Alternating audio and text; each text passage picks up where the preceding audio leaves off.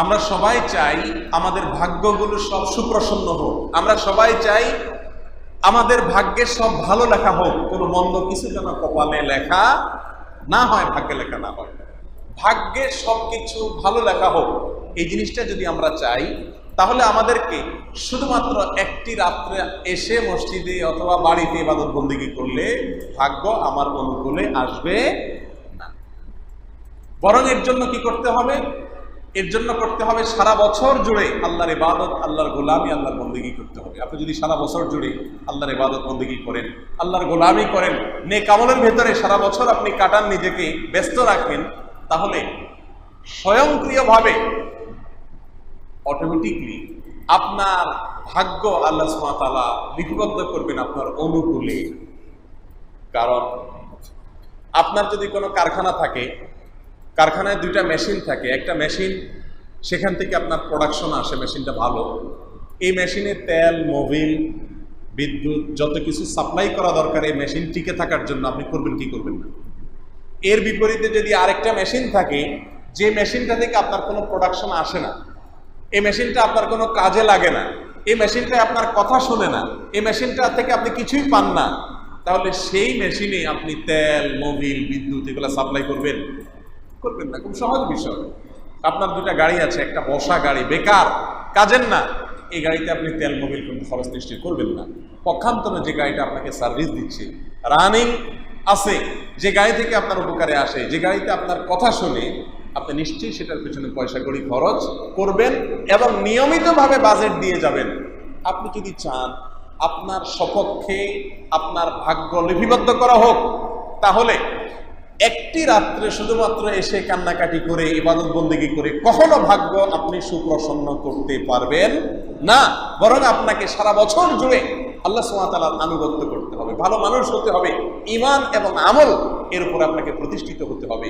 কারণ আল্লাহ সুবহানাহু ওয়া তাআলা পরিষ্কারভাবে কোরআনে কারীমে বলেছেন, মান আমিলা সালিহান মিন যাকারিন আও উনসা ওয়া হুয়া মুমিন ফালানুহইয়ান্নাহু হায়াতান তাইয়্যিবা।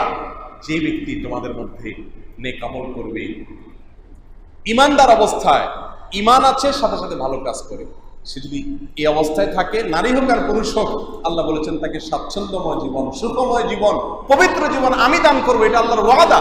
আপনি আল্লাহর কাছে ভাগ্য সুপ্রসন্ন হওয়ার জন্য অ্যাপ্লিকেশন করতে হবে না, অটোমেটিক আপনার ভাগ্য আপনার সপক্ষে থাকবে, কল্যাণকর ভাগ্য আল্লাহ তাআলা দান করবেন। শুধু আপনাকে কি হইতে হবে?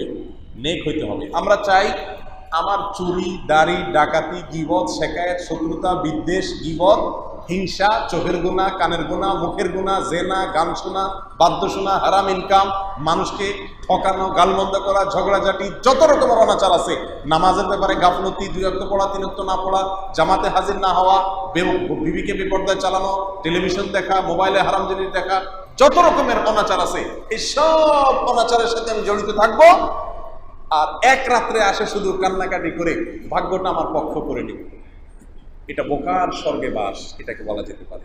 এটা কোনোদিন বুদ্ধিমান মানুষের কাজ হতে পারে না। প্রিয় ভাইরা আমার, যদি আপনি চান আল্লাহ আপনার পক্ষে ভাগ্য লিখুক, এখন এই মুহূর্তে, এখন থেকে আপনি তওবা করুন যে আল্লাহ আমি আর বিপথে চলবো না, আল্লাহ 5 ওয়াক্ত নামাজ জামাতের সাথে পড়ব, সঠিক হালাল পথে চলবো, তোমার নবীর বাতানো আদর্শে চলবো, কারণ হক নষ্ট করব না, কাউকে কষ্ট দিব না। আপনি একজন সলিড মুসলমান হয়ে যান, আল্লাহ তাআলা আপনার ভাগ্য সুপ্রসন্ন করে দিবেন।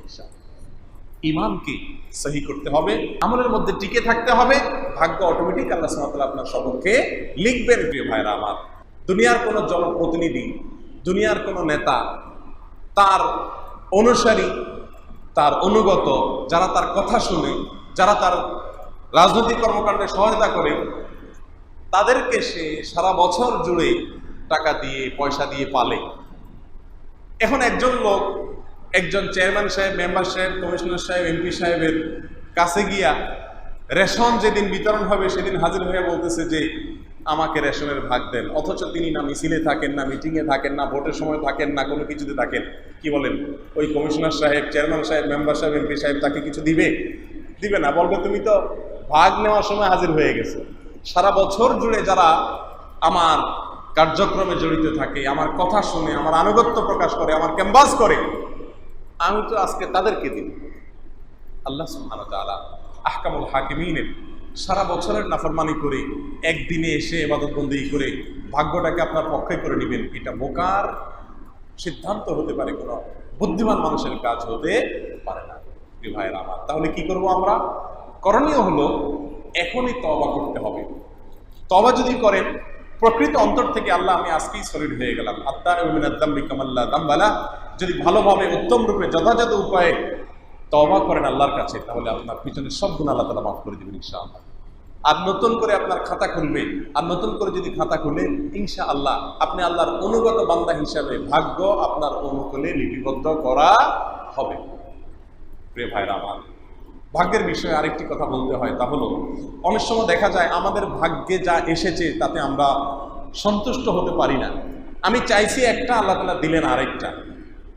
দেখা যাচ্ছে তখন অনেক সময় আমাদের মনে কষ্ট হয়, দুঃখ লাগে যে আমি এত ইবাদতবন্দি করি, আল্লাহর এত গোলামি করি, এত নামাজ কালাম করি, এত আল্লাহকে ডাকি, এত হক হালালি চলি, তবুও আমার কেন যা চাই তা হয় না, সব বিপরীত হয়। এর জবাব হলো, আপনি নিজের জন্য যেটাকে ভালো মনে করতেছেন, আল্লাহ সুবহানাহু ওয়া তাআলা আপনার জন্য যে জিনিসটাকে চয়েস করেছেন সেটা নিঃসন্দেহে তার চাইতে ভালো। একটা ছোট বাচ্চা তার নিজের জন্য যেটাকে ভালো মনে করে, তার বাবা তার জন্য যেটাকে ভালো মনে করে সেটা তার চাইতে ভালো না মন্দ? আপনার সৃষ্টিকর্তা আপনার জন্য যেটা নির্বাচন করবেন, যেটা সিদ্ধান্ত করবেন, যেটা ফয়সালা করবেন, আপনার কাছে আপাত দৃষ্টিতে সেটা খারাপ মনে হলেও ওইটার ভেতরে আপনার জন্য কল্যাণ আছে, হয়তো বুঝতে অনেক সময় লেগে যাবে। যেমন ছোট বাচ্চা অনেক সময় বায়না ধরে এই জিনিসটা দিতে হবে, আগুনে হাত দিবে, দুধের বাচ্চা, চেরাগ ধরাইছেন, মোমবাতি ধরাইছেন, সে ওখানেই হাত দিবে, আপনি দিতে দেন না, তার মনে কষ্ট হয়, কান্নাকাটি শুরু করে, ভাঙচুর শুরু করে, তার আফসোস লাগে আমার বাপ কত পাষণ্ড, সে আমাকে দিচ্ছে না আমার মন মতো একটু এই জিনিসটা ধরতে, আমি একটু মনের খাহেশ মেটাবো, সে দিচ্ছে না। কিন্তু বাবা মা কখনো দেয় না, সে কান্দে, তারপরেও দেয় না। কেন দেয় না? কারণ বাবা মা জানে এখানে হাত দিলে তার ক্ষতি হবে, আর সে মনে করতেছে এত সুন্দর এরকম হলুদ জিনিসটা দাও দাও করে জ্বলতেছে, এখানে হাত দিলে মনে হয় সুখের স্বর্গে ঢুকে যাবে। ঠিক না ঠিক? তাকদীরের বিষয়ে যখনই আমাদের মনোমত না হয় কোনো ফয়সালা আল্লাহ তাআলা, তখন এই বাচ্চার মতো ভূমিকায় আমরা অবতীর্ণ হই। তখন বুদ্ধিমান মানুষের কাজ হয় আল্লাহর ফয়সালায় সন্তুষ্ট হওয়া, যেটাকে রেজাবিল কদা বলা হয়। অতএব প্রিয় বন্ধুরা আমার, ভাগ্যকে নিজের পক্ষে করে নেওয়ার জন্য কোনো এক রাতের ইবাদত বন্দিগি এগুলোর কথা কোরআন হাদিসে করতে বলাও হয় নাই, আর এগুলা কোনো যৌক্তিক কর্মসূচি বা কর্মকাণ্ড নয়, বরং ভাগ্যকে নিজের পক্ষে করার জন্য সবসময় ভালো পথে চলতে হবে, ভালো মানুষ হয়ে চলতে হবে। এরপরেও যদি দেখেন যে আপনার ভাগ্য এর চাকা ঘুরছে না, আপনি বাহ্যিকভাবে যা চাচ্ছেন তা হচ্ছে না, তো মনে রাখবেন আল্লাহ সুবহানাহু ওয়া তাআলা বান্দার কোনো আমল নষ্ট করেন না।